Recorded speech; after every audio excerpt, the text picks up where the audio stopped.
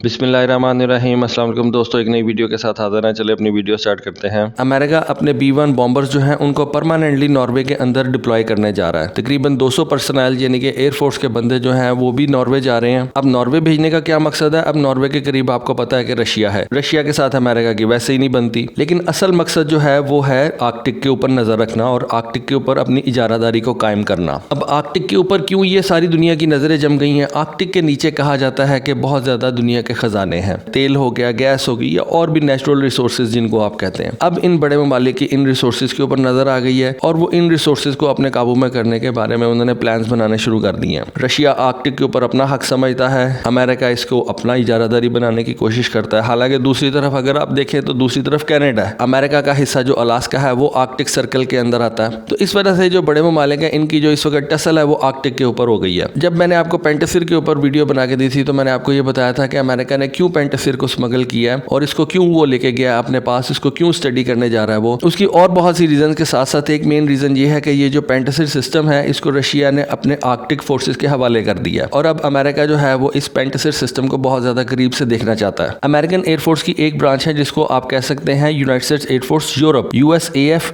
उसको वो कहते हैं। इसके अंदर आपको पता है कि अमेरिकन एयरफोर्स की प्रेजेंस एक बहुत बड़ी तादाद में जर्मनी के अंदर भी है, टर्की के अंदर भी है, यानी कि पूरे यूरोप के अंदर अमेरिकन एयरफोर्स इस वक्त है। ये जो बेसिस जर्मनी और तुर्की के अंदर है इनके ऊपर उनके छोटे जहाज हैं, जैसे F-16 हो गया, जैसे कि F-15 हो गया, जैसे कि F-35 वगैरह हो गए। लेकिन कुछ जो उनके बड़े बॉम्बर जहाज हैं जिनको BTF कहते हैं, बॉम्बर टास्क फोर्स कहते हैं, वो इंग्लैंड की एक बेस है जिसको कहते हैं फेयरफोर्ड। यहाँ पे अमेरिका अपने बड़े बॉम्बर जो है उनको वो रखता है, B-52 को रखता है, B-1s को रखता है और बड़ी देर से ये सिलसिला जारी है। लेकिन इंग्लैंड जो है वो रशिया से थोड़ा सा दूर है। अब अमेरिका ये चाहता है कि उसके ये जो बॉम्बर्स हैं ये रशिया के ज्यादा नजदीक हों और नॉर्वे और रशिया की जो बाउंड्रीज हैं वो आपस में मिलती हैं। तो अगर अमेरिका ने अपनी हेजमनी कायम करनी है आर्कटिक सर्कल के अंदर तो उसको अपनी एक से ज्यादा बेसिस बनानी पड़ेंगी। एक बेस तो होगी इंग्लैंड के अंदर, फेयरफोर्ड मैंने आपको बताया। अब वो चाहता है कि उसकी एक परमानेंट बॉम्बर्स की बेस हो जाए नॉर्वे के अंदर, और जिस बेस के ऊपर अमेरिका नॉर्वे के अंदर अपने बॉम्बर्स रखने जा रहा है उस जगह का नाम है ऑरलैंड। ये तकरीबन 300 मील है आर्कटिक सर्कल से, यानी कि इंग्लैंड की बेस से ज्यादा नजदीक है ये आर्कटिक सर्कल के। और जैसा कि आपको पता है कि नॉर्वे F-35 भी यूज करता है, नॉर्वे जो है वो F-35 प्रोग्राम का हिस्सा है। इस एयरबेस के ऊपर से नॉर्वे के F-35 भी ऑपरेट करते हैं और इसी एयरबेस के ऊपर से नेटो के ये जो E-3 AWACS जहाज हैं वो भी ऑपरेट करते हैं। पिछली जुलाई के अंदर अमेरिकन एयरफोर्स ने अपनी नई एक आर्कटिक स्ट्रेटजी जो थी उसको अनाउंस किया था और उन्होंने कहा था कि अब हम आर्कटिक के अंदर अपनी प्रेजेंस जो है उसको बढ़ा रहे हैं। ऐसा वो क्यों कर रहे हैं? क्योंकि जैसा कि आपको पता है कि क्लाइमेट चेंज हो रहा है और ये जो बर्फ है ये पिघलती जा रही है, तो जो नेचुरल रिसोर्सेज है उनको निकालना आसान हो गया आर्कटिक से। उसके अलावा एक और रीजन है कि जैसे जैसे बर्फ पिघलेगी तो मैरीटाइम ट्रेड रूट्स जो है वो आप आर्कटिक के अंदर से निकाल सकते हैं। अमेरिका चाहता है कि ये जो मैरीटाइम ट्रेड रूट्स वहां से निकले आर्कटिक रीजन के अंदर से, उनको सिक्योर करने के लिए अमेरिका अपनी मिलिट्री की प्रेजेंस वहां पे बढ़ा रहा है। अमेरिका ने अगर रशिया के ऊपर हमला करना हो तो वो एक तो इंग्लैंड की बेस को यूज करता है, फेयरफोर्ड को, वो अपने मुल्क से भी ये बॉम्बर जहाज उड़ा सकता है, लेकिन उसके लिए आसान ये है कि वो रशिया के नजदीक अपने बॉम्बर जो है उनको डिप्लॉय कर दे। ठीक है, रशिया के लिए ये बड़ी परेशानी वाली बात होगी और रशिया ने भी इसका एक इलाज कर लिया, वो मैं शायद आपको नेक्स्ट वीडियो के अंदर बताऊं कि रशिया ने क्या किया इसके मुकाबले में। लेकिन ये डेफिनेटली अमेरिका की तरफ से एक एग्रेसिव स्टेप है। अमेरिका ये चाहता है कि यूरोप के अंदर उसकी एक और बेस हो जिससे वो अपने बॉम्बर्स को ऑपरेट कर सके और उनको मजीद सिक्योर कर सके।